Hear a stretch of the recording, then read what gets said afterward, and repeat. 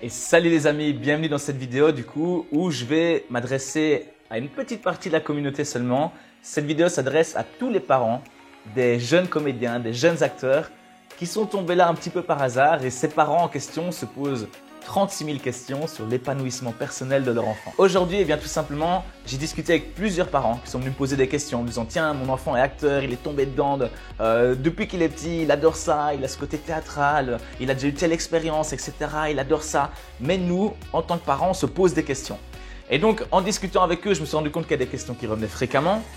Dans un premier temps, je ne me sentais pas très légitime pour y répondre en me disant « Mais moi, j'ai pas d'enfant, donc qui je suis pour les conseiller ?» Et finalement, je leur ai fait tout simplement un retour de ce que j'ai vu sur les plateaux, des parents que j'ai pu voir parce que j'ai déjà joué avec des enfants. J'ai vu les parents, j'ai vu ce qu'ils faisaient que je trouvais bien, à l'inverse des attitudes que je trouvais plus abusées. Et tout simplement, je me suis rendu compte que ça pouvait aider, donc j'ai décidé d'en faire une vidéo. Et aujourd'hui, je vais vous partager, j'ai sélectionné les 4 questions qui revenaient le plus fréquemment de la part des parents d'acteurs et je vais vous partager mon avis là-dessus. Donc, la question numéro 1, c'était comment rester équilibré, respecter l'équilibre de la vie de l'enfant. Forcément, le métier d'acteur, c'est un métier un peu qui force à sortir des sentiers battus. On peut se retrouver à aller sur un tournage alors qu'on était censé aller à l'école. On peut se retrouver à prendre la grosse tête. On peut se retrouver… Enfin, voilà, comment respecter l'équilibre de l'enfant. Et pour ça, je vais reprendre le conseil qui m'a été donné par Benoît Mariage, donc le réalisateur belge, qui m'avait dit « L'erreur que beaucoup de parents d'enfants font, c'est de se projeter sur l'enfant, de se dire « moi j'aurais aimé être artiste, j'aurais aimé que mes parents me poussent dans le milieu du cinéma, donc aujourd'hui je pousse mon enfant ». Et ça c'est une erreur parce que si l'enfant il n'a pas envie, si l'enfant il ne voulait pas, ça va jamais être bon et même il va jamais faire du bon jeu et ça va être vraiment nuisible pour l'enfant. L'enfant, il faut respecter son enfance, il faut respecter que ses rêves ne soient pas forcément les nôtres et voilà, donc ça c'est vraiment… le B.A.-ba quoi. Le B.A.-ba, ça ne doit pas être vous qui poussiez votre enfant vers le cinéma, ça doit être l'enfant qui doit montrer une envie, qui doit avoir testé peut-être un petit stage de théâtre, une petite activité, qu'on s'est rendu compte qu'il aimait ça. Et puis que quand il y est, qu'il est sur le tournage, qu'il kiffe et qu'il exprime son envie de continuer à creuser. Là, pour moi, c'est vraiment là que se situe la limite. C'est tant que l'enfant montre son envie, tout va bien. Pour pousser même le raisonnement un peu plus loin, je pense que c'est vraiment bien de préserver ce côté enfant. C'est-à-dire qu'un enfant, il aura très rarement une réelle ambition derrière à se dire « je veux devenir une star ». Ça, c'est le genre de truc qui vient plus tard à force d'avoir regardé la télé. Mais quand on est gosse, on prend juste du plaisir parce qu'on est là sur ce plateau à rigoler avec les autres enfants et on est juste là en mode activité, en mode hobby. Et je pense qu'il faut vraiment préserver ça chez l'enfant. Préserver ce côté « amuse-toi ». Et puis, si ça doit mener sur une carrière, ça mènera sur une carrière, on en reparlera plus tard. Mais pour l'instant, on reste focalisé sur l'amusement, sur le plaisir, sur le bien-être. Voilà.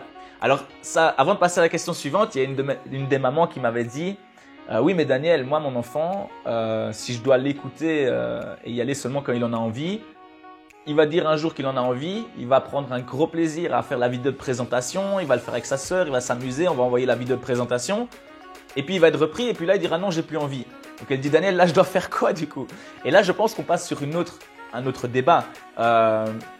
Dès l'instant où l'enfant à la base a exprimé l'envie de le faire, après je pense que c'est une question d'éducation, que de lui dire voilà, si tu t'es engagé dans la vie, c'est comme ça. Si on s'engage dans quelque chose, on va jusqu'au bout. Surtout que comme elle disait, dans ces cas-là, elle se sent comme une tortionnaire, elle le force à dire non, tu dois le faire, vas-y. Et puis finalement sur le plateau, il s'éclate. Donc là, ce n'est pas forcé dans le mauvais sens du terme, c'est rappeler à l'enfant que dans la vie, quand on s'engage sur quelque chose, on le fait parce qu'il y a une équipe technique qui nous attend, il y a un réalisateur qui compte sur nous et que tout simplement, c'est un apprentissage dans la vie. Voilà.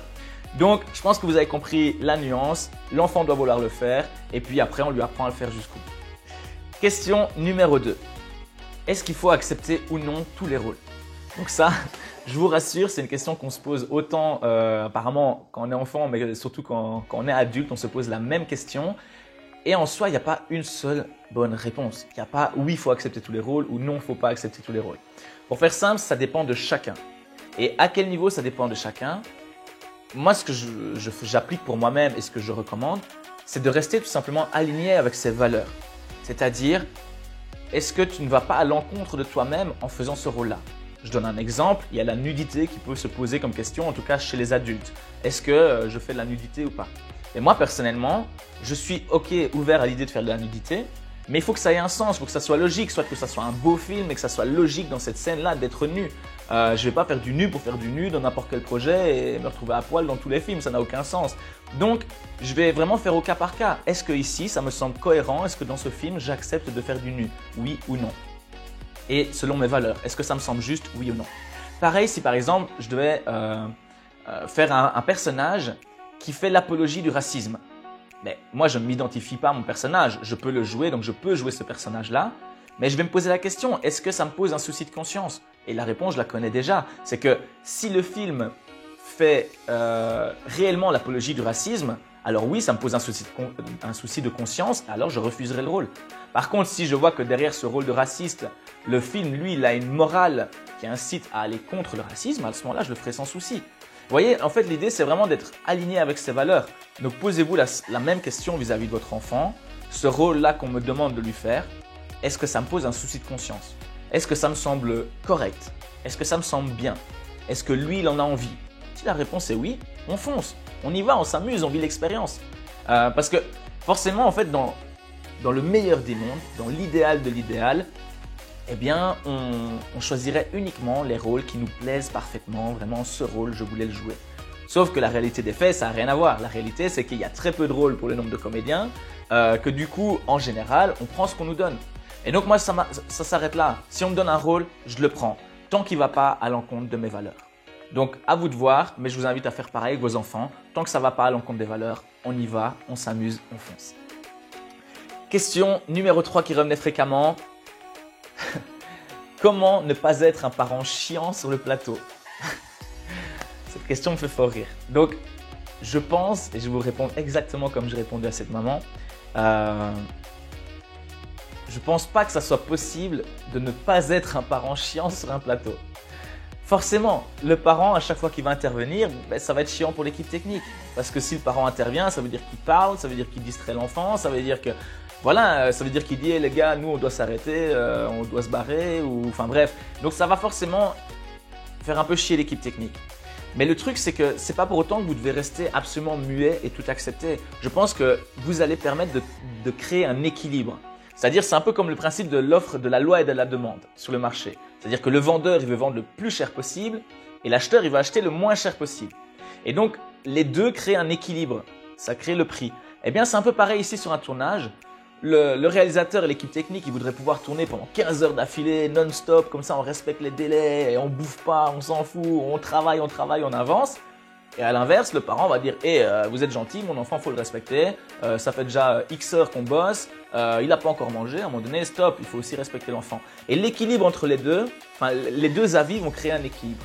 Donc, si je peux vous donner un conseil, de ce que j'ai vu, c'est surtout ne soyez pas le parent qui veut intervenir à chaque fois, qui veut se mêler de tout, qui veut donner son avis.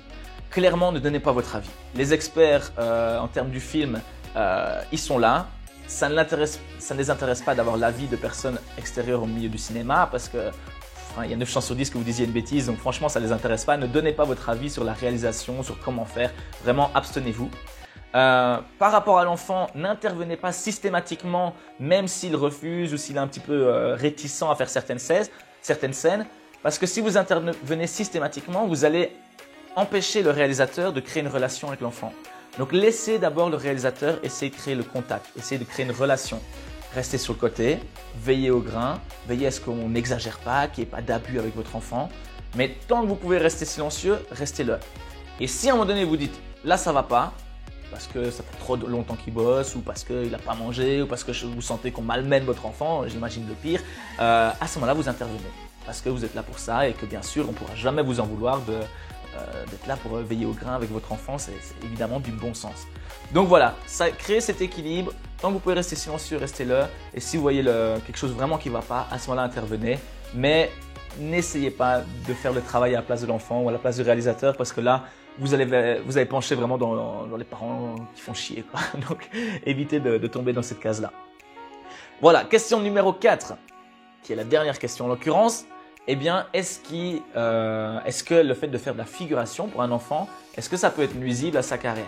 Donc là, c'est une maman qui me demandait ça, qui m'a dit mon enfant, je crois qu'il a déjà joué dans 2-3 films, des petits rôles par-ci par-là, etc. Et donc le parent dit voilà, il a déjà joué dans 2-3 rôles. Et là maintenant, on lui propose dans un film intéressant, mais c'est une figuration. Est-ce que ça peut lui porter préjudice? Est-ce que par la suite, on peut dire ah maintenant on veut pas travailler avec lui, c'est un figurant, etc. Pour ça, je vous renvoie tout simplement vers cette vidéo-là où je vous partage mon avis sur la figuration. Est-ce que ça peut être dangereux quand on est acteur, quand on a envie d'évoluer en tant qu'acteur?